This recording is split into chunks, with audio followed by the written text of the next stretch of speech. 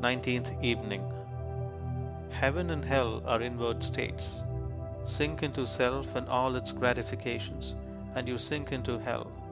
Rise above self into that state of consciousness which is the utter denial and forgetfulness of self, and you enter heaven.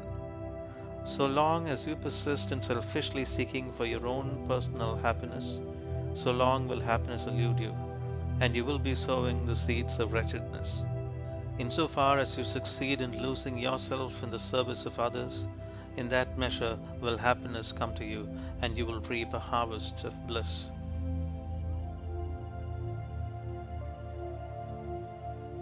Nineteenth evening. Heaven and hell are inward states. Sink into self and all its gratifications, and you sink into hell. Rise above self into that state of consciousness which is the utter denial and forgetfulness of self, and you enter heaven. So long as you persist in selfishly seeking for your own personal happiness, so long will happiness elude you, and you will be sowing the seeds of wretchedness. Insofar as you succeed in losing yourself in the service of others, in that measure will happiness come to you, and you will reap a harvest of bliss.